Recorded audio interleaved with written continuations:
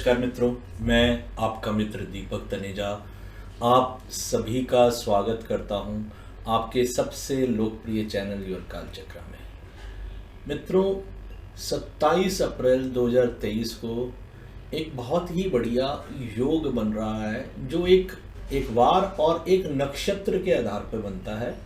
गुरु पुष्य नक्षत्र योग, अर्थात गुरुवार के दिन पुष्य नक्षत्र जब पड़ जाए तो उस योग को गुरु पुष्य नक्षत्र योग कहते हैं कि इस दिन किस किस प्रकार के कार्य किए जा सकते हैं और उनके किस किस प्रकार के लाभ रहेंगे। ये बहुत ही सात्विक योग हम कह सकते हैं। इस दिन अगर आप कोई भी शुभ कार्य करना चाहते हैं, विवाह को छोड़कर वो सभी प्रकार के कार्य आप कर सकते हैं। मित्रों, इसके बाद ये योग जो है 25 मई और दिसंबर में एक बारी बनेगा। इस योग के महत्व को और इसके लाभ को समझने के लिए पहले हमें जो नक्षत्र है, पुष्य नक्षत्र है, उस पुष्य नक्षत्र के संबंध में अच्छे से समझना है कि वो किस प्रकार के फल देता है। मित्रों, पुष्य नक्षत्र जो है ये कर्क राशि में 3 डिग्री 20 मिनट से लेकर 16 डिग्री 40 मिनट तक रहता है। इस नक्षत्र का स्वामी शनि है और ये यहाँ पर गुरु ग्रह उच्च की अवस्था में होते हैं, तो इसलिए वैसे भी ये बहुत ही शुभ और बहुत ही अच्छा योग बताया गया है। इसलिए इनके जीवन में, क्योंकि ये यहाँ पर गुरु उच्च के होते हैं और देवता भी इनका बृहस्पति देव है, ये ऐसा अच्छा शुभ नक्षत्र है कि इस नक्षत्र में जन्म लेने वाले, अर्थात जिनका चंद्रमा पुष्य नक्षत्र का होता है, वो स्वभावतः कैसे होते हैं, उनका जीवन कैसा होता है, उनकी सोच क्या होती है, उनके पॉजिटिव क्या होते हैं, उनके नेगेटिव क्या होते हैं, कुछ छोटे छोटे पॉइंट्स मैं आपको दे रहा हूँ। मित्रों, ये लोग बड़े लर्नेड होते हैं, कंपोज्ड होते हैं, बड़ा एक कंपोस्ट माइंड होता है। जैसा जो चीज़ ये जानते हैं, जो चीज़ विचार करते हैं, जो इनकी अपनी सोच होती है, वैसी की वैसे रहती है। ये बहुत ज़्यादा परिवर्तनशील नहीं होते हैं, सात्विक होते हैं, धर्म के क्षेत्र में चलने वाले होते हैं, बहुत ही अच्छा व्यवहार होता है, बहुत अच्छे जीवन होता है। किसी के प्रति भी अगर आप बात करें तो ये अच्छे से निभाने की भावना रखते हैं। अगर कोई स्त्री है तो देवी के रूप में कह सकते हैं, और अगर कोई पुरुष है तो उसको देवता के रूप में आप कह सकते हैं। इनका रहता है स्वभाव। ये पॉलिटिकली भी व्यूज़ रखते हैं, अमीर रहते हैं और लगभग सभी लोग इनको बहुत पसंद करते हैं। विशेष रूप से आप देखेंगे कि जो जो इनके निकट आएगा वो इनके अच्छे स्वभाव के कारण, अच्छे व्यवहार के कारण इनको बहुत पसंद करेगा। मैं यहाँ पर आपको पहले पुष्य शब्द का अर्थ भी समझाता हूँ। पुष्य शब्द का अर्थ होता है नरिश करना, अर्थात किसी को भी आप बड़ा करने में, उसको और विस्तार देने में बहुत ही योगदान देने वाले व्यक्ति। बड़ी ही दिलचस्प बात है कि पुष्य नक्षत्र वाले कुछ लोगों का व्यक्तिगत मेरे जीवन में भी प्रभाव रहा है, मैं उनके निकटता रही है। मैंने देखा है कि वो अपने हर कार्य को बड़ी निपुणता से, बहुत प्रेम से करते हैं। उनका अपने हर कर्तव्य के प्रति बहुत ही निष्ठावान होते हैं। स्त्री के रूप में हो तो पतिव्रत स्त्री मिलेंगी आपको, बहुत अपने हस्बैंड के अलावा कहीं किसी की तरफ झुकाव नहीं होता। व्यवहार इतना अच्छा होता है, बच्चों को बहुत स्नेह देती हैं, बहुत प्रेम करती हैं, बच्चों की केयर में ही अपना जीवन लगा देती हैं। कभी कभी ये जो अतिवाद होता है, इसके कारण से इनका स्वयं का या बच्चे की ग्रोथ में बड़ा नेगेटिव रिजल्ट भी आते हैं कि उनको इतने ओवर प्रोटेक्टिव हो जाती हैं ये लोग, या पुरुष हो तो वो भी इतने ओवर प्रोटेक्टिव हो जाते हैं कि वो अपने जीवन साथी या अपने बच्चों को या अपने आसपास के सभी लोगों के प्रति उनकी ये रहती है कि बिल्कुल किसी प्रकार का कष्ट ना आए और मैं बिल्कुल इनको बचा के रखूं, इनको संभाल के रखूं, इनको कोई कमी ना उत्पन्न हो जाए। तो इस वजह से कभी कभी वो अपनी ग्रोथ और दूसरों की ग्रोथ, जो मैं संसारिक वे में बात कर रहा हूँ, उस ग्रोथ में ये थोड़ा सा लैप्स कर जाते हैं। ये इन लोगों में इंट्यूटिव विजडम होती है, बहुत ही भविष्य या इनको कहना चाहिए बहुत अच्छा भाग्य लेकर ये जन्म लेके आते हैं कि बहुत इजीली इनको भाग्य की सहयोग प्राप्त होता है। स्पीच बड़ी अट्रैक्टिव होती है, आईज बड़ी अट्रैक्टिव होती हैं, बहुत ही चेहरे में आकर्षण होता है, व्यवहार बहुत अच्छा होता है, लोग इनके प्रति आकर्षित रहते हैं। सबसे ज़्यादा इनके व्यवहार के कारण ये सबके प्रिय रहते हैं, क्योंकि शनि इनका रूलिंग प्लैनेट है। तो जो भी ये चीज़ करते हैं उसमें स्टेबिलिटी होती है, स्थिरता रहती है। वो लंबे समय तक वो चीज़ इनके जीवन में लगातार ये करते भी रहते हैं और वो लगातार उसका प्रभाव भी इनके जीवन में रहता है। बड़े ही शांत प्रकृति के ये लोग रहते हैं और ये कभी भी किसी को अपनी तरफ से कोई ऐसा व्यवहार नहीं करते हैं कि कहीं किसी के प्रति कोई हानि पहुंचाने वाला या चोट पहुंचाने वाला या दुख देने वाला कार्य हो। इसी वजह से ये आहत भी सबसे जल्दी होते हैं, ये अपनी आलोचना नहीं सुन सकते। और अगर इनकी कभी आप आलोचना कर दीजिएगा तो ये एकदम से फुस हो जाएंगे और एकदम से पूरा जैसे गुब्बारे में से हवा निकल जाती है वैसा इनका आप देखेंगे। ये कभी भी अपने विरुद्ध एक शब्द भी किसी के द्वारा नहीं सह सकते। इनको प्रशंसा पसंद होती है, लोग इनकी प्रशंसा करते रहते हैं तो इनको अच्छा लगता है। इन्हें थोड़ा मित्रों को भी अच्छे से देखकर बनाना चाहिए, ऐसे ही नहीं किसी को भी मित्र बना ले। थोड़ा सा उसमें डिस्क्रिमिनेशन की पावर इनके अंदर बेटर होनी चाहिए कि ये उसमें देखें कि कहाँ क्या चीज़ सही है क्या गलत है। जो इसका सिंबल रहता है वो एक फूल, एक गोल चक्कर और एक तीर के निशान की तरह रहता है। फूल जो होता है, जो हम जानते हैं कि अपनी खुशबू जो सब तरफ बिखेरने की क्षमता रखता है, और जो गोल चक्कर है वो सिंगल वननेस जो है हमारे अंदर होनी चाहिए। एक कार्य, एक ध्येय, एक जीवन का लक्ष्य जो भी रखकर हम चलें। इन्हें हमेशा अपने लक्ष्य को प्राप्त करने का प्रयास भी करना चाहिए। इन्हें मालूम होना चाहिए कि वाई दे आर बॉर्न। अगर ये जान लेते हैं कि मेरा जन्म किस लिए हुआ है और उस कारण को सही से समझ के सही दिशा दे देते हैं तो इनकी सक्सेस बहुत ही बढ़िया रहती है। और जो तीर का निशान है वो सटीक एक उद्देश्य की प्राप्ति के लिए किया गया कार्य। आप इनमें निपुणता देखोगे, खाना बनाने में निपुण, घर के देखभाल में निपुण, पति के प्रति प्रेम में निपुण, सेवा भाव में निपुण। इसी तरह से अगर आदमी अपने कार्य क्षेत्र में बड़ा निपुण होगा, बच्चों के प्रति बहुत ही निपुण और बड़ा डेडिकेटेड होंगे, मतलब समर्पण बहुत ही श्रेष्ठ लेवल का रहेगा। मैं बहुत छोटा था तब मैंने किसी के मुंह से ये बात सुनी थी कि फलाना जो है व्यक्ति, उसका पुष्य नक्षत्र है तो वो देवता, और जो स्त्री है तो वो देवी है।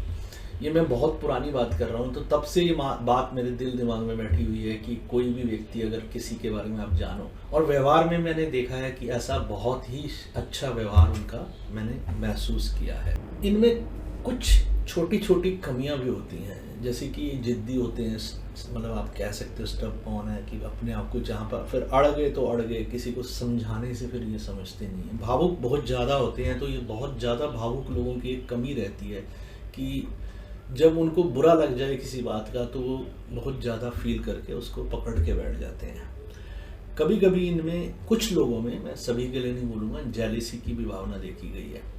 और एक जो सबसे ज़्यादा मैंने देखा है कि वो कहीं कमी मैंने देखी है, तो इनके अंदर इनसिक्योरिटी की फीलिंग सबसे ज़्यादा रहती है। ये बहुत इनसिक्योर फील करते हैं कि इनको लगता है कि मेरे कोई भी चीज़ आसपास जो हो रही है, अगर, क्योंकि ये बहुत ज़्यादा भावुक होकर अटैच हो जाते हैं अपनी फैमिली के लिए, अपने बच्चों के प्रति, अपने हस्बैंड के प्रति या अपने वाइफ के प्रति या अपने भाई बहनों के प्रति भी इनकी बहुत ज़्यादा बॉन्डिंग रहती है। तो ये किसी का हृदय दुखाए बगैर बहुत कुछ अच्छा करते रहते हैं, लेकिन फिर भी कहीं ना कहीं इनसिक्योरिटी फीलिंग होती है कि कहीं मेरे पीठ पीछे सब मुझे बुरा कहते होंगे, मेरे बारे में कहीं गलत बोलते होंगे। जबकि ऐसा अक्सर होता है कि ये सब टोटली इमेजिनेशन होती है, नेगेटिव इमेजिनेशन। ये आप चार्ट टू चार्ट में इसमें वेरिएशन देख सकते हैं, हर चार्ट में ऐसा होगा ऐसा नहीं है, लेकिन कुछ लोगों को मैंने महसूस किया है कि वो, क्योंकि बहुत लोग आते हैं तो हम व्यक्तिगत बातचीत में उनसे समझ में आ जाता है कि इनको कैसे, किस प्रकार के समाज के प्रति शिकायतें रहती हैं, आसपास के लोगों से शिकायतें रहती हैं। तो ये बड़ी जल्दी फुस होने वाले लोग हैं, बहुत जल्दी। अगर कहीं इनको अपनी कल्पना में भी सोच लिया कि वो फलाना मेरे बारे में गलत सोच रहा है, तो फुस होकर बैठ जाएंगे, एकदम डिप्रेसिव हो जाएंगे। मित्रों, ज्योतिष की जो शुरुआत हुई होगी वो आध्यात्मिक एंगल से ज़्यादा उसका संदर्भ रहा होगा। मुझे नहीं लगता कि ज्योतिष की शुरुआत में ही हमारे ऋषियों ने सीधा सीधा संसारिक इच्छाओं की पूर्ति के एंगल से सब चीज़ें बात करने शुरू हो गए थे। व्यक्तिगत मेरा मानना है कि ज्योतिष शुरू में इस उद्देश्य से शुरू हुई होगी कि मुझे मोक्ष की प्राप्ति कब होगी, मुझे ईश्वर की कृपा कब प्राप्त होगी, मेरा अध्यात्म के प्रति समर्पण कब जागृत होगा। मैं प्रयास कर कर भी ईश्वर को प्राप्त नहीं कर पा रहा, मैं क्या करूं कि मैं ईश्वर की प्राप्ति कर सकूं। क्योंकि शुरुआती समय में ऐसा मेरा मानना है, जब विज्ञान, जो आध्यात्मिक विज्ञान की बहुत ही उच्च अवस्था रही होगी, तो उस अवस्था के अनुरूप ही लोगों के मन में भाव रहता होगा कि मुझे इस प्रकार की चीज़ें प्राप्त हो जाएं कि मैं ईश्वर की जो प्राप्ति कर सकूं, मुक्ति प्राप्त कर सकूं, मोक्ष प्राप्त कर सकूं। फिर धीरे धीरे सांसारिक प्रश्न आए होंगे, धीरे धीरे इच्छाओं की बातें आई होंगी, प्रेम संबंधों की बातें, जीवन में जो साधन सुविधाएं चाहिए, मकान चाहिए, खेत चाहिए, विवाह कब होगा, बच्चे कब होंगे, ऐसे कुछ प्रश्न आते चले गए होंगे। तो हम इनको दो भागों में मान के चलते हैं कि एक आध्यात्मिक एंगल से और एक हो गया संसारिक एंगल से। ये दोनों प्रकार के एंगल से बहुत ही बढ़िया योग होता है किसी भी नए कार्य को शुरू करने के लिए। मान लीजिए आप विवाह को छोड़कर किसी के साथ रिश्ता फिक्स करना चाहते हैं, नया कोई प्रॉपर्टी, नई प्रॉपर्टी खरीदना चाहते हैं, नई प्रॉपर्टी के अलावा कोई नए मकान में शिफ्ट करना चाहते हैं, नया कोई व्यवसाय शुरू करना चाहते हैं, किसी के साथ एग्रीमेंट करना चाहते हैं, ऐसे सभी कार्यों के लिए ये सर्वश्रेष्ठ समय है। मकान की नई नींव डालना चाहते हैं, नई इंडस्ट्री शुरू करना चाहते हैं, नया ऑफिस बनाना चाहते हैं, नया कार्य शुरू करना चाहते हैं, जैसे कि अब यूट्यूब भी आज के डेट में कार्य है, होटल बनाना, रेसिपीज की क्या प्रचार करना, ऑनलाइन बिजनेस करना, किसी भी प्रकार का कार्य करना हो, ये शुरुआत करने के लिए सर्वश्रेष्ठ है। पर व्यक्तिगत मेरा मानना है कि अध्यात्म ही असली उद्देश्य है कि ईश्वर ने मुझे इस मनुष्य के रूप में जो जन्म दिया है, उसने ये सोचकर मुझे जन्म दिया है कि मैं इस जीवन में क्या कार्य करूं। तो पुराने समय में या आज भी श्रेष्ठ व्यक्ति, आज भी सभ्य समाज के जो अच्छे लोग हैं, वो इस समय का सदुपयोग अपनी संसारिक चीज़ों के साथ साथ या संसारिक चीज़ों को छोड़ के अध्यात्म या ज्ञान के अर्जन के जो मार्ग होते हैं उनके लिए करते हैं। आपने नया कोई कार्य शुरू करना है, पढ़ने का, आपने अध्यात्म शुरू करना है, आपने अपने को मेडिटेशन की तरफ ले जाना है, आपने वेद, पुराण, रामचरितमानस या गीता का अध्ययन शुरू करना है, तो ये सर्वश्रेष्ठ समय है। क्योंकि इस दिन शुरू किया गया कार्य आपके लिए बहुत ही लाभदायक रहेगा और इसके पीछे की जो फोर्स होगी वो बहुत ही ब्लेसिंग्स देने वाली फोर्स होगी। आपको स्थिरता मिलेगी क्योंकि शनि का नक्षत्र है और गुरु का प्रभाव होने के कारण आप पे ब्लेसिंग्स रहेंगी कि जो भी आप ये कार्य शुरू कर रहे हैं, इसका प्रभाव और इसका लाभ आपको कई जन्मों तक मिलता रहे। और जो कार्य आज शुरू करें वो बीच में विघ्न बाधा के आधार पर खत्म ना हो जाए, ये आपको आपके लक्ष्य तक ले जाने में सफल हो। तो मित्रों, व्यक्तिगत तौर पे मैं मानता हूं कि अध्यात्म असली उद्देश्य होना चाहिए। बट संसार में रहते हैं और 99.99% लोग हमारे पास संसारिक प्रश्न लेके आते हैं कि मेरा प्रेम संबंध कैसा रहेगा, मैं गाड़ी कब लूँगा, मैं मकान कब ले पाऊंगा, मेरी प्रमोशन कब होगी, मेरी ट्रांसफ़र कब होगी, जो भी हमारे जीवन से जुड़े हुए संबंध है, बच्चा कब होगा, विवाह कब होगा।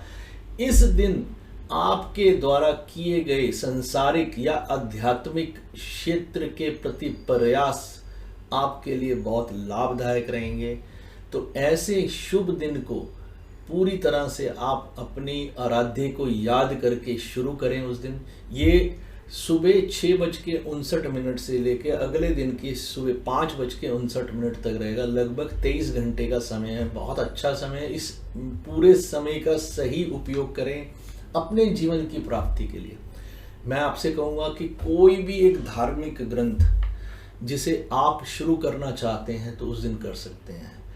अगर आप संसारिक लाभ के लिए बात कर रहे हैं तो आप लक्ष्मी जी का पूजन शुरू करें और इस दिन लक्ष्मी जी के किसी भी एक मंत्र को पकड़कर आप कम से कम भी 5 बारी, 7 बारी, 11 बारी, 21 बारी माला करें और उसके बाद नित्य प्रति एक माला अपनी रोज करते रहें तो आपको लाभ होगा। अध्यात्म के लिए आप ईश्वर के जिस स्वरूप के प्रति श्रद्धा रखते हैं, शिव स्वरूप हो तो भगवान भोलेनाथ का नाम जाप करें, रुद्राभिषेक करें, उस दिन आप जाके मंदिरों में अपना जल अर्पण करें तो, और बड़े प्रेम से करें। एक्चुअली भावना चाहिए।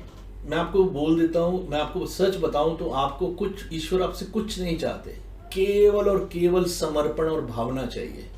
आप विश्वास करें, आस्था रखें कि ईश्वर आपके लिए सब कुछ अच्छा करेगा। आप उनका हाथ पकड़ने की बजाय आप उन्हें अपना हाथ दे दें कि मेरा हाथ आप पकड़ लीजिए और बोले, हे नाथ मैं आपको भूलूं नहीं, आप मेरा हाथ पकड़ लें, मैं संसार की चंचलता में लुप्त हो सकता हूं, वहां आकर्षित हो सकता हूं, तो मेरे द्वारा कोई गलती ना हो। जितना पवित्र हृदय कर जितनी अच्छे भाव से आप कोई भी कार्य शुरू करेंगे उसका लाभ आपको 100% मिलेगा। ये योग आपके लिए एक अवसर होता है। ऐसा बीच बीच में एक जो हमारे योग आते हैं, ये मुहूर्त के एंगल से हम देखें तो बहुत ही महत्वपूर्ण होते हैं। तो वहाँ आपको कोई भी शुभ मुहूर्त देखकर कार्य करना है तो इस दिन कर सकते हैं। शास्त्रों में विवाह के लिए पुष्य नक्षत्र को निषेध कहा गया है। मैं कारण नहीं जानता, लेकिन मैं आस्था करता हूं तो इसलिए मैं उसको पालन करता हूं। जिस दिन मुझे कारण मिल जाएगा कि इसके पीछे कोई विशेष कारण रहा है तो मैं उस दिन के बाद उसके पीछे तर्क को भी आपके साथ शेयर करूंगा कि आप सभी के जीवन में ईश्वर सब अच्छा करें। ये दिन आपके लिए बहुत ही शुभ हो, आप तरक्की करें, आप अपने जीवन के परम उद्देश्य को प्राप्त करें। इसी के साथ मित्रों आज के लिए बस इतना ही। नमस्कार, धन्यवाद।